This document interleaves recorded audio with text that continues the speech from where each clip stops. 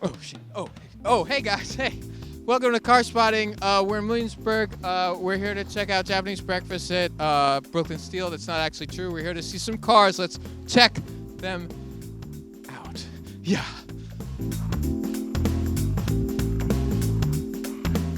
Oh, hey. I see you found me in my first car. This is a very tight episode. We have a lot of cars. Do you hear that sound? You picking up that audio? And someone playing a little jangly rock and roll music out of their backyard. It's because we're here on the corner of street name and other street name. And a sort of quiet, out of the way corner of Williamsburg where things are a little bit more relaxed. There's some houses out here. There's also weird, larger industrial buildings that have shipping receiving signs. And also, it's a Rabbit diesel. Now, the first thing that actually sticks out to me on this thing is this looks like it has fender flares, like to modern eyes. But this is actually just how they looked because the 70s were cool. Cars were cool in the 1970s. Appreciate its perfect styling of this very crisp lines and the idea that in the 1970s we have modernism and now we will live more minimal and efficient lives. Anyway. What that mostly meant is people had sort of shit they had to deal with, including this diesel engine, which if you come up to the front, you'll see. Observe what appears to be the hood pull with an extra wrenchy lock on it. These were some of the slowest cars put on sale. This is a naturally aspirated 1970s technology diesel engine, the slowness of which cannot be understated. So here we have a mid-1960s Dodge Dart, and I believe this is like probably a 65 plus or minus a year or two. It's like maybe a 63 to a 65. This may seem to you like a very flamboyant old American car. It's pretty big. It's got kind of tail fins. It's got some chrome. It's got little afterburner taillights. But actually, this was a pretty thrifty and economy kind of car. This front is actually designed to look kind of like the Chrysler Turbine car. This was actually a very clean and modern sort of international look for a car when this came out. The mid-60s Chrysler products are super trim and charming. And that's because this was really meant to be an economy car, even though it looks sort of old and classic today, compared to things that were much more sporty at the time, cars like the Plymouth Barracuda, the Ford Mustang. This was really like a thrifty car. It was super basic. They were known for being very reliable. They made the same basic A-body for like a gazillion years, all through the 1960s into the early 1970s. And though we think of this as something that you might modify and put a V8 in and do big burnouts in or go to a drag strip in, this was kind of like a grandma car back when. So it's not surprising to me that the same person might own a Rabbit diesel and also this Dodge Dart, which is not a comparison you would ever see made on like some random, I don't know, car magazine or website, but is a connection which is totally obvious when you happen to be out here on the street looking at cars. That's the joy of car spotting. Oh, it's so good. This is a Mitsubishi Mighty Max, also sold in America as the Dodge D50. Am I going to get run over? No. And this is about, oh, look, it's on Nissan wheels. This is so cool. This is about as old of a small pickup truck as you're going to get that is still being 100% used as a work vehicle and is no way being appreciated as a cool vintage item. This is like a hallmark of the 1980s pickup truck sort of era, like you would find in the Back to the Future pickup truck, the Toyota, except that's just the one that Mitsubishi made and sold to Dodge. So we have here the classic car to end all classic cars if you happen to have a white mustache and do ads for diabetes. This is a 1957 Chevy. This is a TriFive Chevrolet, the last of the three. This was absolutely a super hugely historic car of the post-war era. This is the car that debuted the small block Chevy back in 1955. It was the first car it was the car that brought General Motors to become the first company, not car company, to have $1 billion of profit This was the iPhone of its day. GM, it's Apple. Okay, hold on. I was making a lot of fun of this car because it's too easy to make fun of them. But this actually has two things which are super interesting. We're sticker watching. I don't know too much about Pittsburgh International Dragway. That may be more historic than I think. But this thing has an effing Lions drag strip sticker on it. Lions drag strip was the drag strip out in Southern California that was like the defining track of like the first half of the 20th century's drag racing. All of anything that went down at Lions, and it is no more. Drive the highways, race at Lions. 223rd Street at Alameda Avenue. Absolutely super unbelievably historic. This is like having an Atco racing thing on your hat or whatever. Yeah, I mean, again, it's super easy to make fun of this thing as being total boomer bait, which it 100% is. But this thing actually seems to have seen some cool racing on the West Coast back in the day. That or their buddy got him a sticker or something. It's whatever. Okay, we have two absolutely iconic cars of an era that is not often lauded and heralded, and cars themselves which are kind of looked down upon. What we have behind us, or in front of us, are two Fiberglass Kit cars, which are relics of an era that is completely gone. The idea of like a full DIY car.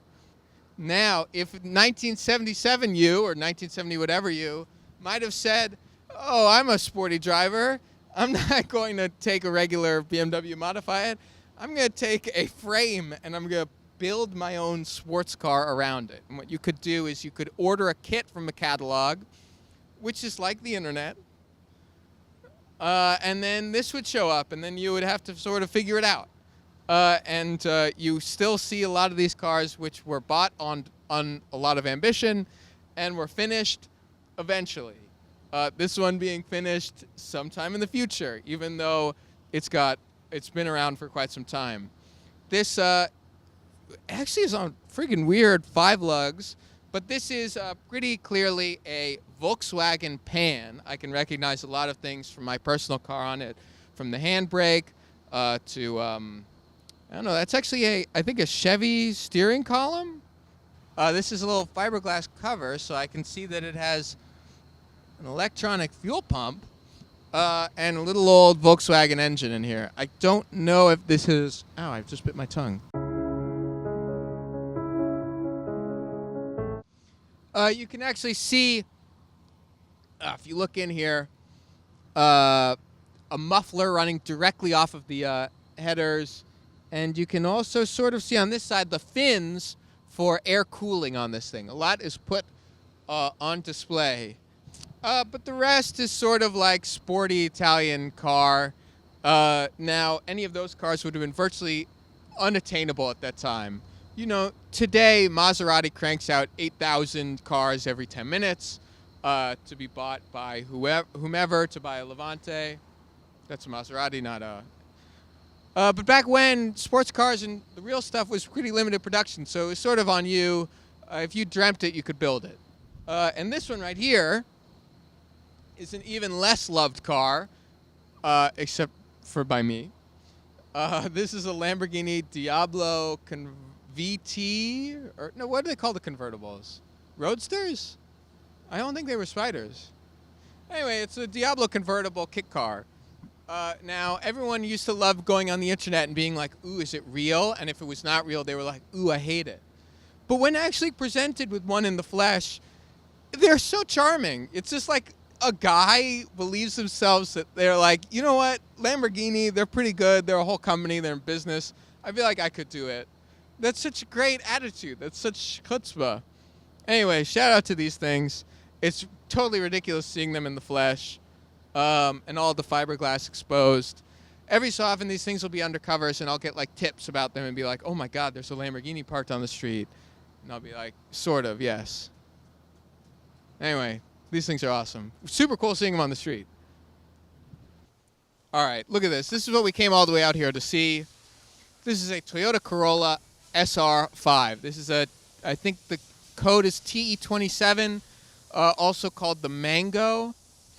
Or if you only read Wikipedia, this is a second-generation Toyota Corolla. So this is an SR-5, which you can tell because it says SR-5 on it. And also, it's got these big old, I would tap them to show that they're metal, but I don't want to test some random used car. Particularly because we can tell this is a serious owner's car. Observe the skinny front tires, and that will tell you what is this thing meant to do. Is it meant to go around corners very quickly? Is it meant to go drifting? Is it doing a time trial? Is it doing a time attack? Is it doing a track day? No, it is not. It's going drag racing. And you can tell this one, I was going to have a whole thing about how these had, internationally, there were a couple different kinds of engines you could get in them. In America, we got a pushrod 4-cylinder called the 2TC. But in Japan, you could get an engine called the 2TG, which was the first twin-cam 4-cylinder that Toyota produced with a Yamaha head. So this was like the great-great-grandfather of the Toyota Corolla AE86. And this is like the start of the idea of like a hot, affordable, like light, small, revvy Japanese car. It all begins here. You've got this, which is the first Sprinter Terreno. You've got another one, and then before you know it, you're in the AE86, and you're gone. So yeah, these things are front engine, rear-wheel drive, super cool styling, I will say. Absolutely amazing car. Wild to see one on the street because these things were, again, they were cheap. They were seen as disposable, and they rusted like hell. So you would see them. Sometimes it's possible to find them on the West Coast, but seeing one parked on the street on the East Coast is a real treat. There's huge scenes where these things would be drag raced. People would throw rotary engines into them, all sorts of shit. But unreal to be able to see this little bit of Japanese car in American history on the street. It's so wonderful. New York, we got car. I'm like even ignoring all the El Camino and all the other stuff over there. We just don't even have time to get to everything. It's too stacked. Amazing. All right, thanks for tuning in to Car Spotting this week. We really had too many cars to cover. Didn't even have time to get to this cool Elko. But stay tuned for more car spotting in the future. And if you see cool cars in the street, don't forget to send those in to tips@jalopnik.com. We love to see them. We love to post your favorite cool cars if they're interesting and notable and historic. Tell us why they're so interesting and why they're so neat and why you love them so much. Until then, stay tuned for the next car swatting. Feels good to be back. Bye, y'all. I'm gonna go home, actually.